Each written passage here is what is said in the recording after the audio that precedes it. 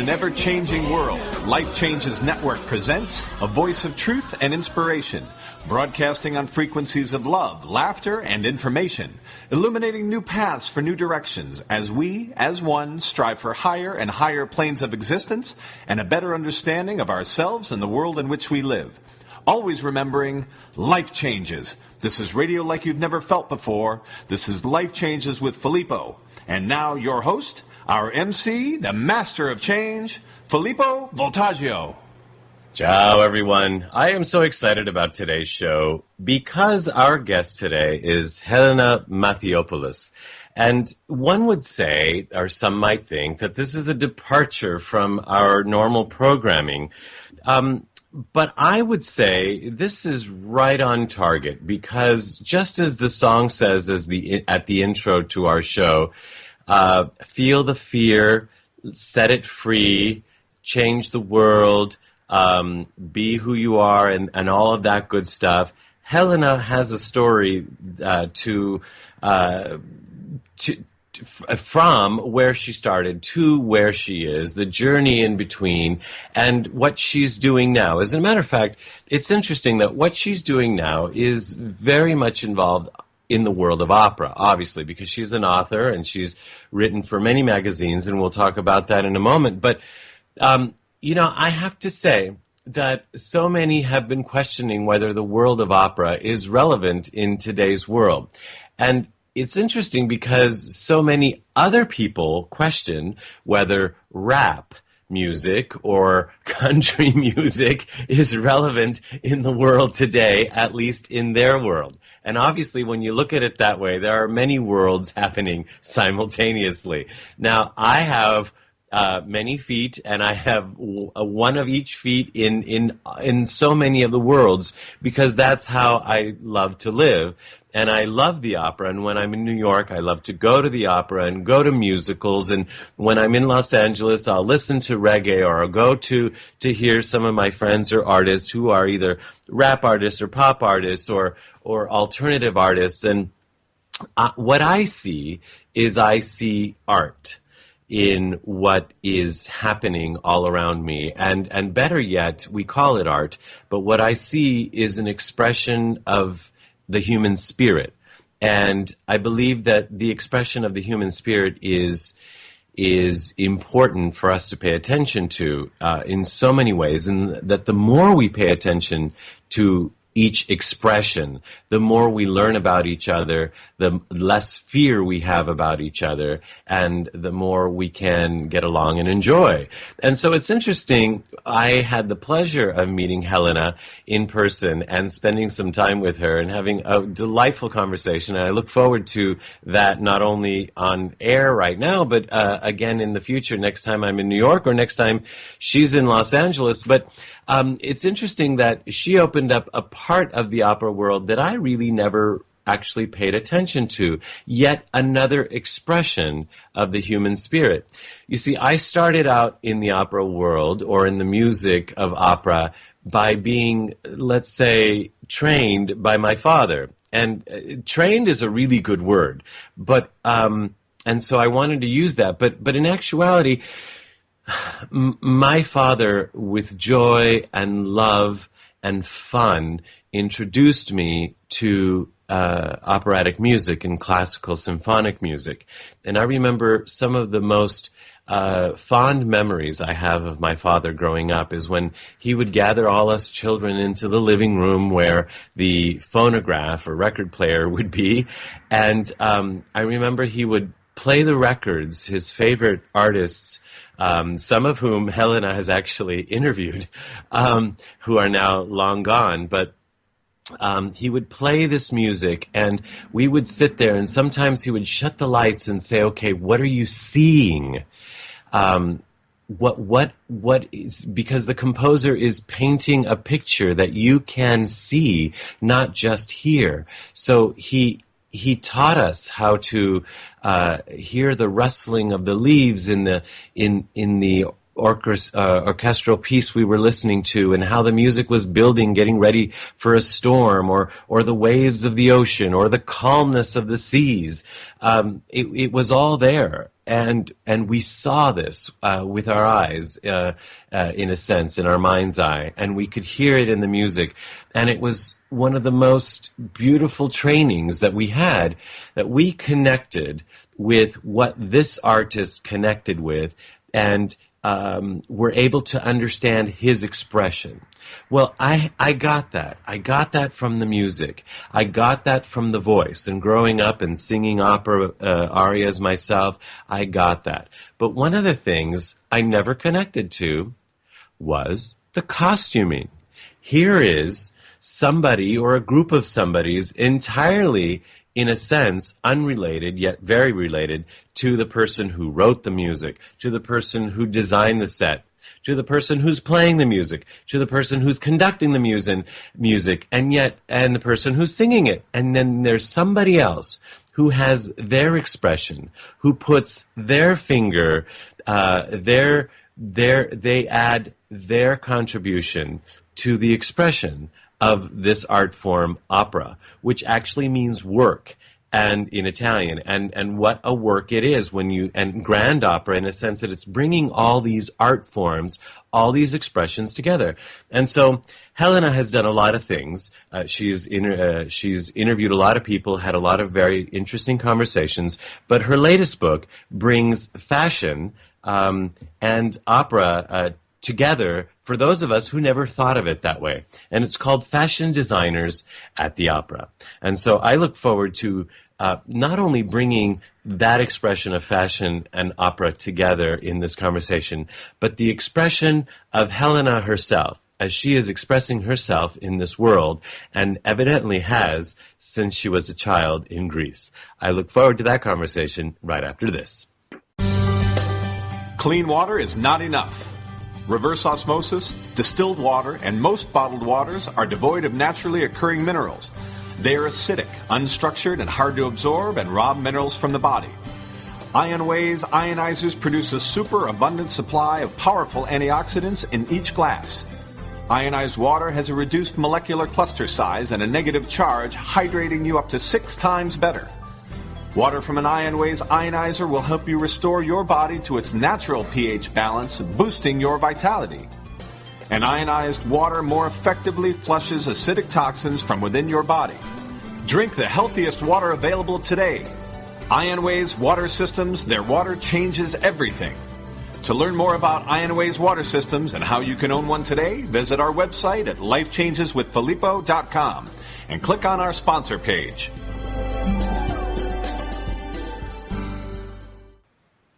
You are listening to Life Changes with Filippo on the BBS Radio Network with your host, Filippo Voltaggio. You can visit us online via Twitter and Facebook and at lifechangeswithfilippo.com. That's Filippo, Filippo. Well, we're back. I am Filippo Voltaggio, and with this version of Life Changes with Filippo, we have a very special guest, Helena Matheopoulos. Now, there is so much that can be said about Helena, from the moment she started out being born in Athens to then going off on her own as a young child, living in London, and starting her journalistic career after graduating from Pierce College, the American school in Athens, with a degree in medieval history, interestingly enough. She also graduated and continued her studies and learned several languages, 6 of them actually. She's fluent in 6 languages. She was the fashion editor for The Tatler and The Daily Express, and then she joined the arts page of the Evening News. She was a regular contributor to the Sunday Times, Gramophone, Opera Now, and a regular columnist for the Saturday magazine of The Times. And currently she is international editor-at-large of Greek Vogue. Now, she travels throughout the country and the world speaking on several different subjects. She has interviewed many fascinating people, and including a fascinating person herself. I wonder if she's ever interviewed herself. But her latest book is called Fashion Designers at the Opera. We are pleased to have on our show Helena Matheopoulos. Helena mu kitanis. Hello, Kalaime. I'm very well, thank you. From a lovely sunny New York after 2 ghastly rainy days. Indeed, indeed. It seems like I left New York at the perfect time. Yes, absolutely. I love New York, but I would still always live in London, which is where I chose to live when I was 18 years old. Not quite the child you so kindly called me, but very young nevertheless. Well, see, now that's an interesting place to start, because what would make an 18-year-old girl who lives in what a lot of people would consider paradise, with a very well-to-do family, one might say, and everything she had and she needed, and you left to be, in a sense, on your own to explore a big, big world as an 18-year-old girl in that era. Yes. Well, I've been wanting to do just that ever since I was 12, when I first went to my American school in Athens, because that opened up a totally different world. We had Thanksgiving plays and a theater society and off-curriculum activities, sort of a program totally different from the very boring, strictly academic curricula of most Greek schools, you see. And there and then, although I knew England because my grandmother was born in England, she was Greek, but she was born in England, I decided that the Anglo-Saxon world was the world I wanted to operate on. And I always wanted to test myself in the big wild world on my own. I didn't want people to sort of just categorize, because my family was really quite well known and well-to-do, but I wanted to just sort of find out who I am and to find out how people would react to me. You know, that is so fascinating, because so many people would say, my God, she had it all. Why would she leave? And that's what I would want. And yet you had it, and it's not what you wanted. You wanted something else. So Yes. Talk about the human spirit expressing itself, right? Yes, absolutely. I mean, in a certain sense, you know, I was lucky because I didn't have to sort of look for what I wanted. What I wanted was very, very clear to me from a very young age, and there was very little deviation. I mean, I was going to either write or be in the theater, in the entertainment world. That's what I was good at, what I liked. I like the colorfulness and theatricality and glamour of the stage. And the books that I've written, because this book, Fashion Designers at the Opera, is my 8th book. The other books, and it's an illustrated book, whereas the other books are serious, you know, normal books, shall we say, were on conductors and opera singers and the biography of the King of Spain, etc. But they all sort of rather marry the writing, which is what I was born to do in a way, with the world of entertainment, which I love so much, and the artistic world. I mean, I'm not an academic, basically, although I studied medieval history. I'm a theatrical personality. You sure are. And if anybody wants a treat, they should hear you speak live on any of these subjects, because your whole body gets into it, your whole essence. Well, I mean, I had a lovely time the other day, Tuesday. I gave an illustrated talk at the Metropolitan Opera Guild here in New York, which was the main purpose of my trip. And it went very well. And the funny thing is, I enjoy these things so much. I mean, I never get nervous or sort of worried about them. I know that once I'm up there, I love audiences so much. And each audience is quite different, even though your subject is the same. So you kind of get a feel about them. There's a moment when all these people become one, and they have very specific characteristics as that night's audience. And I think all singers and actors feel the same. You know, Helena, I don't know if all singers and actors know that they feel that way. You said so much in your very wise choice of words there, that you said that the audience, everybody becomes one. Yes. And you also said that that once you stand there, you know it's going to be okay. And that's saying a lot. Well, you see, before everything is okay in any field, you've got to be very well prepared. You've got Sure. to know your subject, and you've got to have worked at it and sort of brush it off the last minute, because although you might give the same talk all over the world, you've got to find some freshness each time. And it's only when you are very well prepared that things go well, the miracle happens, and that's only when the audience do become one. Because if what you're doing is not good, if you're worried and insecure, then they would certainly not become one. They would just be, each person would be themselves. Karajan, the great Herbert von Karajan, the conductor who was the star of my first book, which is called Maestro, Encounters with Conductors of Today, he said that this is the Zen principle, that if something is very well prepared in the mind of man, then you have a chance of receiving the grace of the moment. It's almost as if one other famous Greek person said, know thyself. Wasn't that... yes, that was Gnosis Afton. That was Saliste, I think, or was it? Yes. So if you know yourself, as you're saying, you know your subject and you're confident in yourself, then when you get out there, like you said, you almost throw it away and you just... Yes, you can hope for the grace of the moment. That's something extra that comes and lights the thing up. And that's the magic. And that's the magic of life. It's exactly... I didn't know this is where the conversation was going to go to, but this is exactly it. This is what you do. When you walk around in life, this is what you do, Helena. Well, the wonderful thing is I read the other day a wonderful saying, which I didn't remember, from Auntie Mame, the musical, where she said, life is a banquet, and all those poor suckers out of there are just starving, which means that they don't know how to make the best out of life or take what it gives them. I'm quoting Greek philosophers, and you're quoting me, Auntie Mame. I love it. Well, I thought one shouldn't be too chauvinistic, you know. you know, Helena, I'd love to talk about some of the interviews that you've done. I know you've interviewed some very, very famous people who are ultra famous, and some of them who are ultra gone now, as far as they're in another dimension. Those people that came, did their thing, became famous, and left. What can you say about them? Did they come for that purpose, or did there's something I think you have to say on that subject. Yes, I'm sure they're not here to speak for themselves, but I'm sure they had an enormous sense of destiny and purpose and direction. And of course, that's why the greatest of them all, their work remains. Because as St. John says, and Brahms chose these wonderful words for his Requiem, the German Requiem, he says that let them rest from their labors, for their deeds shall follow them. And you get it with Maria Callas, you get it with Karajan and Bernstein and the greats in music. They remain, and their influence on music remains.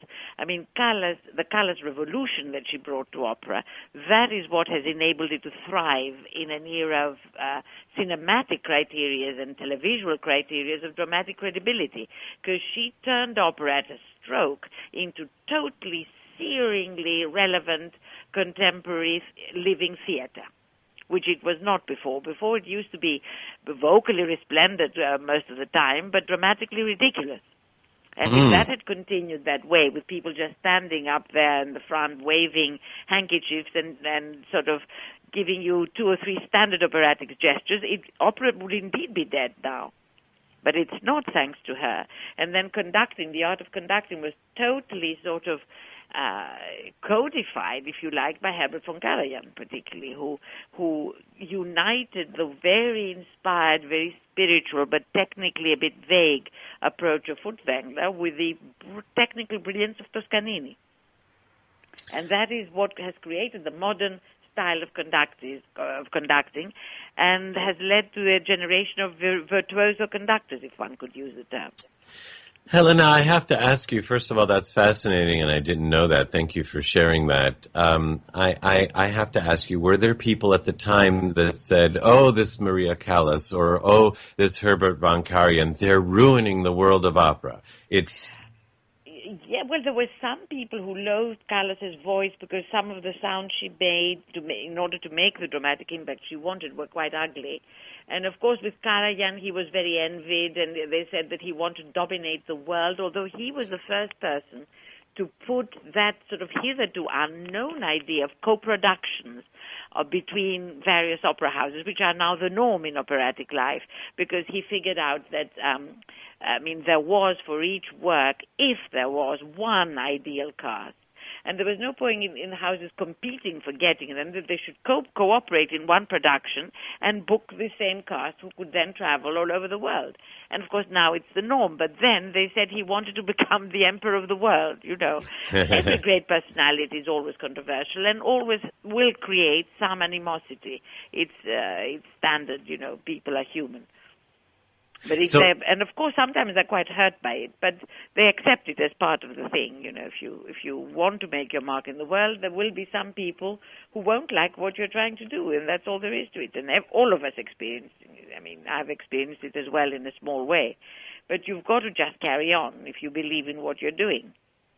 Helena, these are such important words. How perfect that you're sharing this with us today. And so even in something as traditional, as steeped in tradition as opera is, and as seemingly conservative and all, is there still room, in your opinion, for another Callas to come and do something else, or another Von Karajan to do something just as great? I mean, but I don't think that it's all that necessary, in the sense that opera has been transformed. And along with Callas, you see, Callas was very lucky to live at a time where very great directors such as Wieland Wagner and Luchino Visconti were working. So together they kind of transformed opera into living theatre. And since then, the importance of the director in opera has risen and risen and risen. And that's why you get spectacles that are very, very relevant to today. And sometimes even, you know, the plot is kind of set in a contemporary setting. Sometimes with great success, sometimes not. But nevertheless, this movement has been so relevant and has really resulted in younger audiences for a start, and in opera being really reborn. And in New York, I mean, New York and America, in a sense, were the last to join this sort of great director's opera movement. But since the advent of Peter Gelbert, the Metropolitan, I mean, he is a totally visionary innovator. He propelled it right to the forefront of what is going on in opera. He started these wonderful HD Live from the Met performances, which go to, I think, massive 2,800 cinemas all over the world. Wow. And they're attended by so many young people. So it's really fantastic. But of course there'll always be room for new geniuses. There always is. There aren't all that many born every day. Sadly. I had a question in my head, and that last comment just threw me off. Oh, you mean you forgot about it? It happens to me all the time.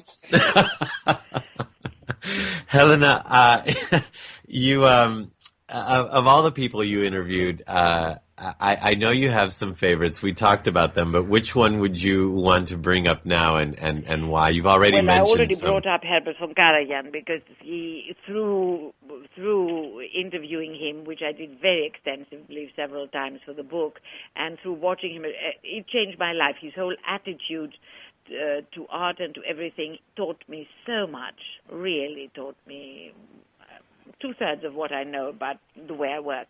And then, of course, for the latest book, Fashion Designers at the Opera, I absolutely adore Christian Lacroix and Zandra Rhodes, who works in San Diego, because they're the most inherently theatrical of all the designers, and they also happen to be absolutely enchanting people. Very humble, because all great people are really humble, because they don't have to prove who they are, they just are great. And Zandra lives down the road from you in San Diego, and two of the best operas she did were The Magic Flute and The Pearl Fishers. She did for San Diego, and after that it traveled to San Francisco and other places. And her Aida traveled to San Francisco, so it's right up your shore. Indeed. Actually, I used to be on the board of the San Diego Opera, so I'm really happy to have seen that in your book. And actually, I enjoyed, I had the pleasure, how many people have this pleasure of being able to sit there and look at your book and talk about your book while standing or sitting with you. While I was having breakfast. While having breakfast, indeed. And people can make of that what they wish. Oh, Helena. So you can clarify that we were guests at a mutual friends in New York at the same time. Oh, you had to clarify it.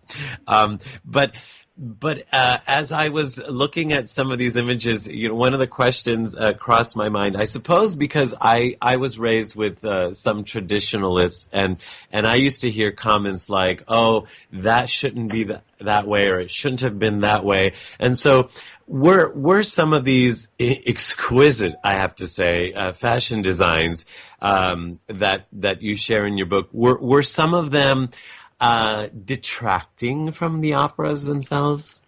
Oh, no, I don't think so, because on the contrary, a good costume designer should enhance what the opera is trying to say and what each character is about.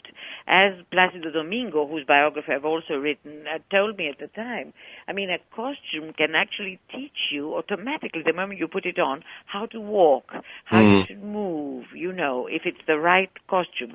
And Nelly Mirichoiu said exactly that about Karl Lagerfeld when she worked with him on La Rondine at the Monte Carlo Opera. She said that the moment she put her costume on, she had the character. Wow. You see, and so that is the whole point of a sensitive costume designer, is that the translator in visual terms of the directors, and if the director's good, that means the composer's vision of what he was trying to create when he wrote this opera and those particular characters. Helena, I'm about to mention my father, who both my parents were born and raised in Sicily, right across the river, the water, Magna Grecia, the great ocean. But as they say about the Sicilians in the Greek, una fazza, una razza, or something like that. And right? Southern Italy as well. So I would imagine that maybe you had some of these same words growing up, but in my case, when I used to dress a little differently or a departure from what my parents expected, they would say, "Look at you, are you a this or are you a that, dressing like that?" So dressing as we dress, whether we're on the opera stage or the world stage or walking around the street, as we dress is how we express ourselves, is expressing who we are as well. Exactly, and that's the whole point. I mean, I'm a clothesaholic, and I'm not a clothesaholic simply because I love clothes or just because of vanity, because you would look just as good, presumably, if you chose well in last year's dress as in this one's. But that's not the point. The point is that you have to express yourself just as you're evolving and the mood of the moment. And that's why fashion is so wonderful, because it constantly evolves, and it can keep pace with very fast development and movement in our lives and in ourselves. I remember as a boy when the artist Madonna became more famous, and girls all over the world started dressing like her, saying they had to be themselves and they were expressing themselves, when in actuality that could be true, but it also could be that they were expressing Madonna. So yes, the desire to be like her, that's what they were expressing. Right. So I wonder how it is that people can find that self-expression through fashion without imitating anybody. You don't seem like you've ever imitated anybody. That's I have once in my life when I was in my mid-teens. I was about 15, 16 when Jackie Kennedy became First Lady, and at the time I imitated her like crazy. Everything she wore, I had it copied. Can you imagine a 16-year-old wearing long gloves and those satin dresses? But that, of course, was just before the mini era. So we were all dressing much more like adults when we were teenagers and wanted to, rather than now mothers wanting to dress like their daughters. Oh, wow. It was very different. But anyway, I did imitate her like crazy. I thought she was my ideal of elegance and style and glamour and sort of class. And I think she still remains it. I don't think there would be anybody else. I've never come across anybody else whose style all over, like every appearance, you think, oh, God, that's perfect. It's perfect for her and for the role she has to play and everything. No, I thought she was unsurpassable. So maybe there was purpose in your imitating her. It did serve? Perhaps because I do like a sort of regal dimension very much. Really, very much. I am an actual monarchist, an ardent monarchist anywhere. But apart from that, and she had that very regal stature. I mean, she wasn't just a first lady. She had something queenly about her. Well, that's interesting. So maybe in a sense, those young ladies imitating Madonna helped them express something. Yes, they wanted to be. It's a pop culture, you see, very much a pop culture, and a lot of teenagers would love to be glamorous pop stars. It's a different kind of thing to emulate. Well, personally, I wouldn't want to imitate or to be a pop star if you paid me, but most teenagers do these days.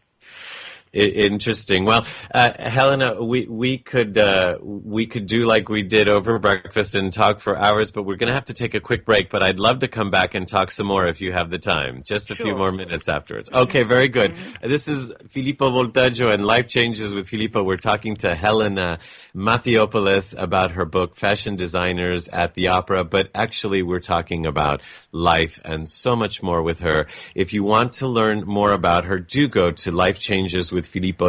That's Filippo, and click on her name, click on her picture, click on the show. You can listen to this again, but you can also click on the link where it'll send you to buy either this book or any of her other 7 books. Or 8 books. Looking forward to continuing our conversation right after this.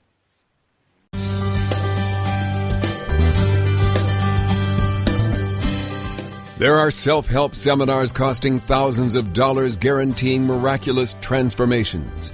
There are compelling speakers and life-changing weekend experiences where you can walk on fire. They all deliver revelations that guarantee you'll come back for the more expensive revelations filled with even greater wonder next month on Fiji. We get addicted to positive, heartfelt, expensive theater. What we really need is a jumpstart, an awakening, someone who can give us a reminder that everything we need lies within. Through inspiration and practical knowledge, Dorothy Donahue helps people get grounded and motivated, inspired and energized. It's not just words and affirmations and the power of intention. It's a mindset brought about by a tangible, transcendental experience, an audio-visual, physical, spiritual experience that helps us realize we transform ourselves. We get tools to become the conscious co-creators of lives of unlimited potential. Find out more. Go to DorothyDonahue.com.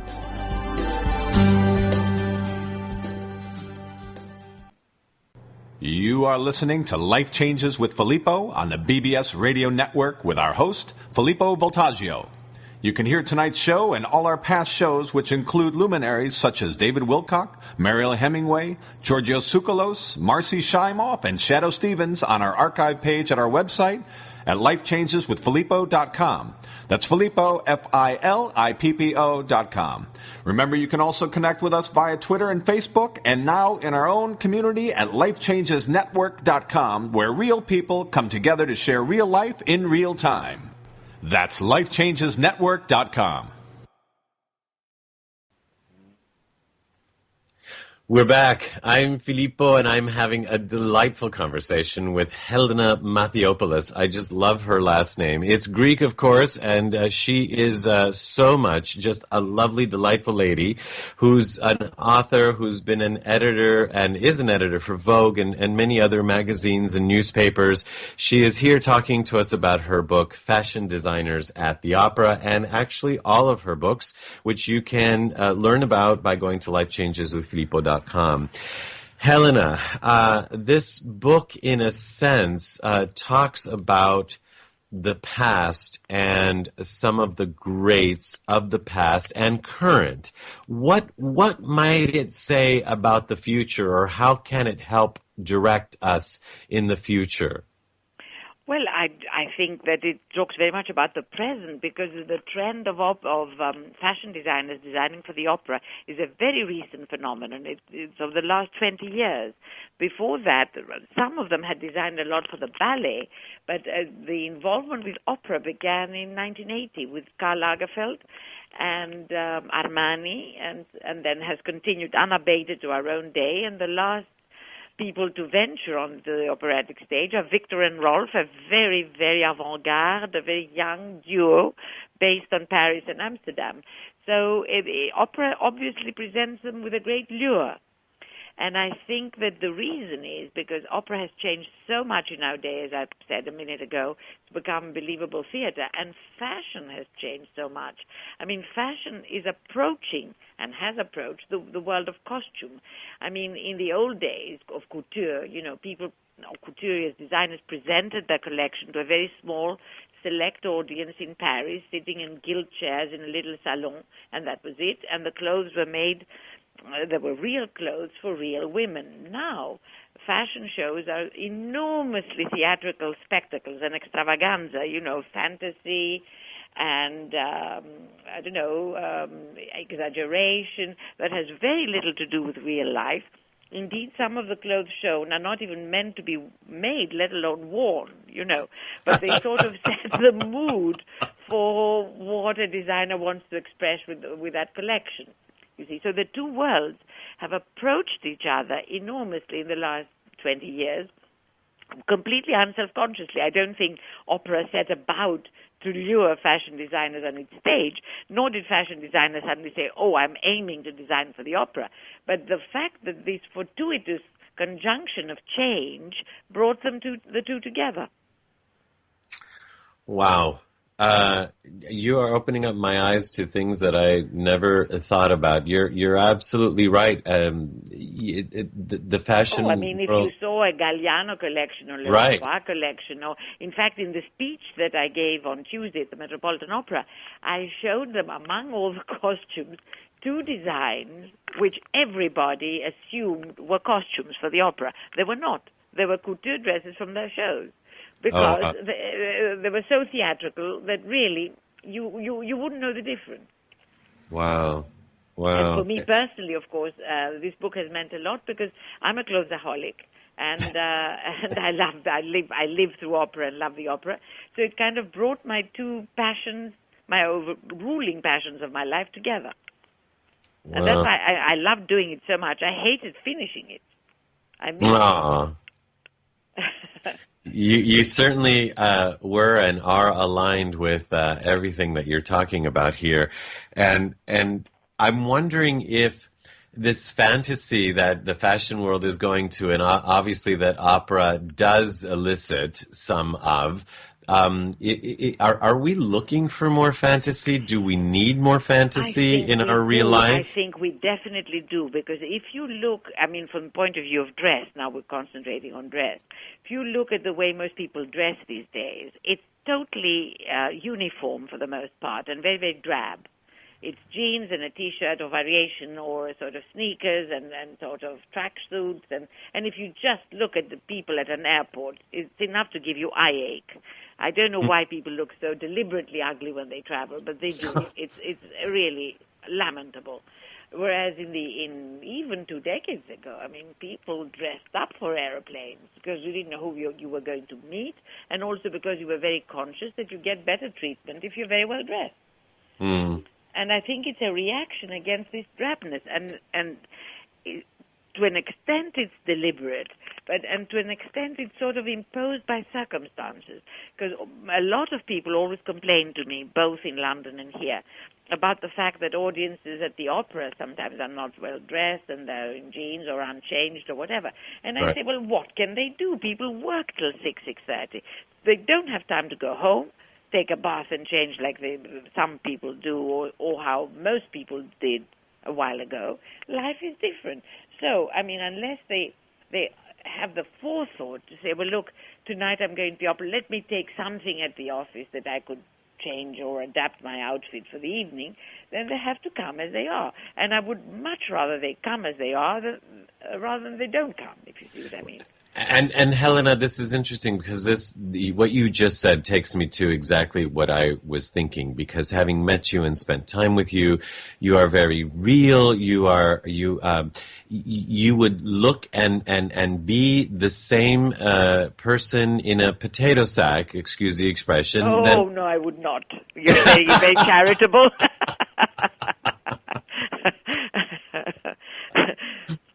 But you know what I mean, and I know you don't judge people by what they wear and all of that. So in one sense, it's very important. I don't judge them ever by what they wear, but I do understand them by what they wear. What you wear says a lot about you, and it says a lot about how you see yourself and how you would like, if you think about it, other people to see you. I would never presume to judge somebody by their clothes, but I would know the degree, shall we say, certainly the degree of their self-love and self-esteem, if nothing else. You know, Helena, this is a perfect question to ask you, being an editor for Vogue, and also especially for this book that you've just written, Fashion Designers at the Opera, and the fact that you are around so many people that can afford to dress well, or might have people to help them dress. Let me ask you, of the average person, based on all that we've talked about, the average person that would say, oh, I would love to dress like that, but I just can't afford it, or my lifestyle doesn't allow it, yet there still is something about the way they dress that says something else sometimes, right? Yes, absolutely. And I think in America there's no excuse for, in the big cities anyway, for people not being well-dressed if they want to, because you have the most amazing thrift shops and designer resale shops in the world. I mean, what you can find in America is unbelievable, and the prices are to die for us Europeans. So, I mean, if you have imagination and you have taste and you know yourself, you can dress very well with very little money in America. Well, It's and a this is paradise interesting. that way. Because sometimes we say something and we make an assumption, but it's not based on fact, and maybe underlying all of what we're saying sometimes is that I don't feel comfortable even if I could afford it, or That's the thing, or not knowing yourself, not really knowing Right. what to choose, or choosing boringly, or just a laziness, a plain laziness, you know. Right. And some people just don't care. If they're born that way, they don't care very much about clothes. But the point is, everybody has to put something on in the morning every day of their life. So why not take a little thought and care that whatever you're wearing, whether it's a T-shirt or a pair of jeans or a sweater, choose a color that suits you, a cut that maybe has something different, something, you know, that just says something about you that is more sparkling than somebody else. and be our individual selves. Yes. Well, Helena, besides the clothes, you're from, to me, 18 years old is still a young girl, and you knowing at 12 years old that you wanted to leave Greece and be part of another world. It hasn't changed much. What advice? I mean, you've given a lot of great jewels here, gems, as to how we can start living our lives more authentically ourselves. What would you say is one of the leading thought processes that has guided your life It's overall? not new at all. I mean, it's just be yourself always. And as we have one life, strike out for your dreams, for what you want, and take no notice of anybody else in achieving that. Even if you have to be cruel, neglectful of other people, in order to be yourself and fulfill yourself, you have to do it. Because as an unfulfilled person, you wouldn't be much good to them anyway. Wow. You've got to sort of say, this is what I want to do in life, and give it every ounce of juice. And if you succeed, fine, and the odds are that you will if you give it every ounce of juice you have.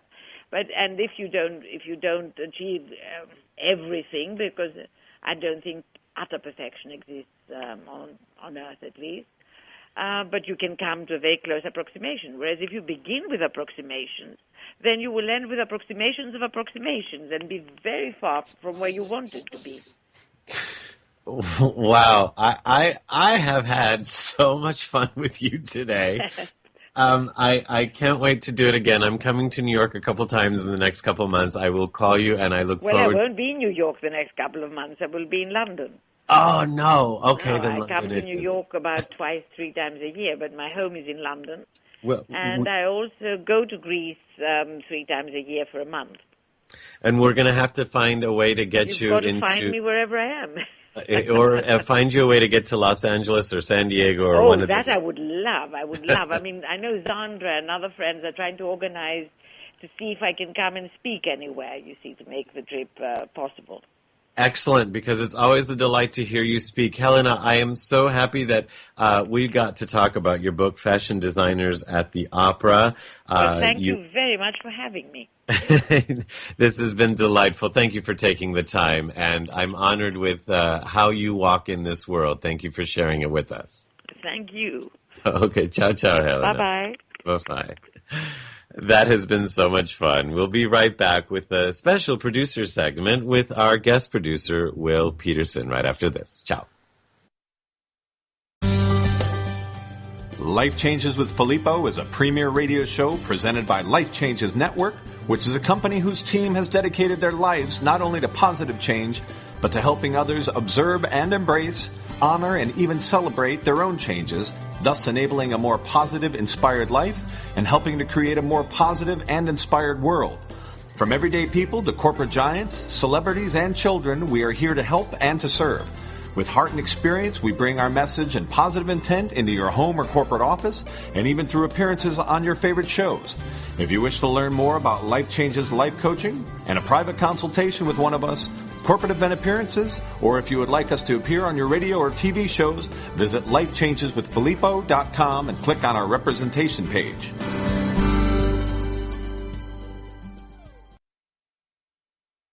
You are listening to Life Changes with Filippo on the BBS Radio Network with your host, Filippo Voltaggio. You can visit us online via Twitter and Facebook and at lifechangeswithfilippo.com. That's Filippo, Filippo. And we're back. I am Filippo Voltaggio, and today our guest producer on this Producer's Wrap is Will Peterson. He is not only my dear friend, but a brand consultant, a life coach, and a budding social entrepreneur. Actually, I might add, he is also very much an opera buff and a fashion buff, so how perfect that you're here today. Will, welcome to the show. Thank you, Filippo. It's delightful to be here. Wasn't she delightful? She absolutely, and I'm so jealous of your breakfast with Helena because I can imagine that, as charming and delightful as she is, virtually, as it were, having the opportunity to meet her and be next to her it has to be amazing. It's so much fun. Going through her book and saying, "What's this?" and "Who would do this?" and wow, I really like that. And as a matter of fact, I wrote down some quotes from the book that I wanted to keep because it just, it's such a reflection on the way we could live life. Well, indeed, and what she's kind of documenting. There's so much that she says, and it's so rich, and there's there's so many grains of wisdom there. But the thing, she as a person who invented herself, and chose, stuck to her path and did all of these exciting things in a moment that probably wasn't that easy for her. But she was courageous and brave, and what a great lesson for all of us that, in passionately loving what it is that we have a preference for or like, we can create amazing individualships for ourselves. You see what I mean? I do. I do. And that's just when I was saying to her that she could just wear a potato sack. Of course, she would not. But just the fact that she just is herself, and she's there, and it's not in an obnoxious sort of way, like I'm trying to let you know who I am. She just is. Right. And you want to walk into her space. Do you know what I mean? You want to engage her. It's not like she's in your face. And that just, to me, is the difference between an ego trying to get people to see them and someone who's just knows who they are and people want to see them. Right. It's her point about great people are humble because they don't have to try. They just are. And I think, and all of us wanting, and I'm as guilty of this as anybody, wanting so desperately to be liked and doing everything to be liked, but that's not the point, is it? The point is by knowing what we like and being who we are, we're naturally adored. And, and I'm glad you say that, and I appreciate your honesty. And I wonder, some of these people who are, quote unquote, considered great in our society, who they don't seem to be humble. And some of them maybe are not. And so the question is, are they actually great, or are they a product of marketing and advertising and that kind of thing? So, well, that's a slippery slope, and I don't think we can ever really judging. know, and because we don't want to judge, and we're not inside these people's heads, and we just don't know without having a personal experience of them. And I think what you could say about Madonna, or I don't know, the Kardashians, let's say, we don't know. We don't have the privilege of being inside their heads. We can only... Privilege? I don't know. Well, yeah, I wouldn't want to be there. Well, let's say the privilege of knowing them somewhat intimately and understanding, so the point is maybe, well, if we know our own motivations, then that's okay, because maybe you remind me of something else, because it's like how often in judging somebody we say, oh, what an egoist, or how selfish you are. But if we were actually more selfish about what it is that we want and who we are, instead of, maybe that's the point of, well, I am great and I don't really care what you think of me because I'm just brave and I'm living bravely and courageously and splendidly. Maybe? Maybe. And actually, how many times have we seen somebody that's so well dressed in a regular atmosphere and say, wow, you shouldn't be dressing like that here. And I don't mean regular atmosphere. I mean, like, just at the store or whatever. It's like, are you going someplace? Or actually, I remember being dressed in a suit because I worked in a suit at IBM every day, and arriving someplace where people don't wear suits all the time, and having somebody say, did you just go to a wedding? Ha, ha, ha, ha, ha, because that's how they attributed a suit, and kind of being teased for being dressed in what was normal for me. Right. So what am I getting at? Yeah. I'm really not sure. I'm not really sure either. The thing is, we don't know. We don't know why somebody's wearing that particular shirt or wearing a suit or wore their prom dress to the opera, God forbid. But, we live in a society of conformity. So any moments that somebody is exceptional or different is a challenging moment for the norm, whatever that might be. So why can't we all just be different all the time? Will, I know you have had these moments, but I'm going to make a big bad fashion. Right. Because I think back, and thankfully we didn't have so much videos and cameras available at that time for me to be photographed in some of the things that I've worn. As a child, taking things out of, context, so to speak, and putting it together. And I think back and I say, oh, God, I would never be caught dead in that today. But I think that in order to be who I am today, not that I dress, whether I dress well or not well, in order to feel myself, I had to go through these maybe exaggerated processes. Well, it's experimentation, isn't it? There's two parts of that. It's like, well, we followed the lead of somebody else, and this is in fashion, so we wear these things, whether or not it was a good idea at the time. And the other side of that is like, well, we want to try, and part of the journey of figuring out who you are and what you like is, saying, today I'm going to wear this black leather jacket to pretend I'm a biker, and today I have the persona of a biker, and that can inform your own creation of yourself. So, more power to you. You just look back 10 years from now and say, oh, I can't believe I wore that. So what? We all did it, Everybody makes a mistake now and then. I didn't. Only once. Oh, and so you're perfect, of course. No, but I'm thinking back on a particular time now when I was wearing something at a big party that my uncle and aunt were throwing, and it was in this big hall, and they had all their friends there and all this family. And my uncle came up and told me to take it off. It was a scarf. It was just a scarf. But he said, I think you might want to take off your scarf. People are talking. And if I look back, what a silly thing to be wearing was a scarf at that kind of an event on that kind of a warm day. But for some reason, I wanted to feel something, and I would not take it off. It was theatrical. As Helena might say. Helena would have been proud. And who cares? You wanted to wear the scarf. Good for you. Well, but now I think if I had a nephew on the one hand, and I'd say, if he's wearing something that I'm almost inclined to say, you might not want to wear that, not because people are going to laugh, but because fashion-wise, it doesn't really work.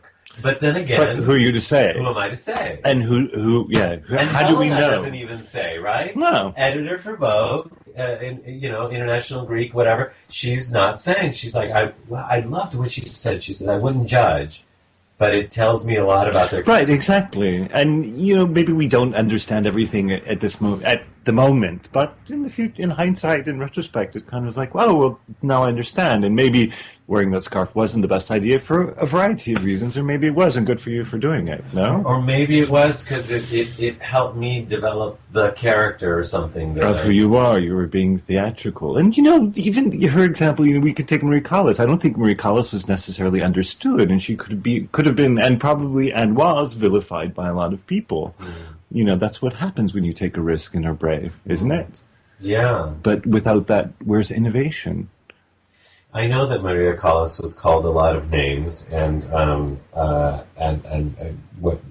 whether she was some of what she was called or not, look how she's spoken about now by so many, and whether they liked her art or not, there's something about it that helped change something for the better for some people. Mm-hmm.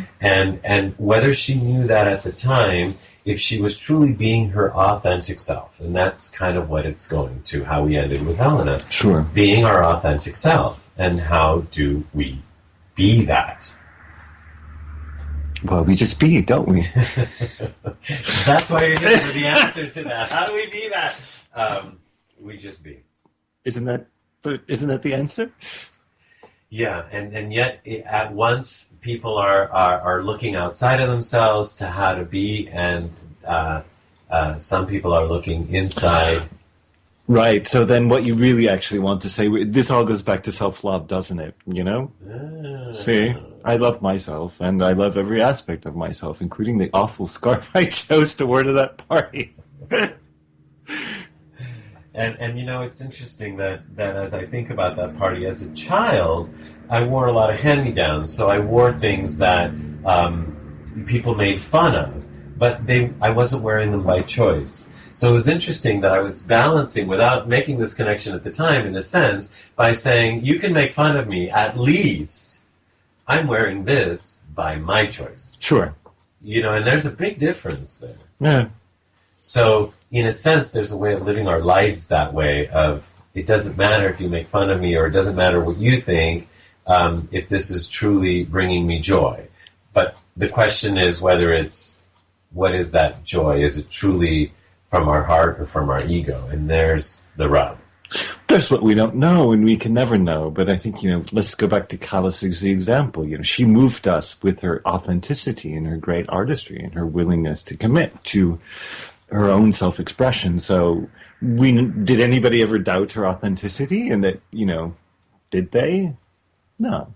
It's just beautiful, and it's moving, and I think that's the magic and the miracle, as Helena would say, of transcendent art. So, but we can do that in life too, can't we?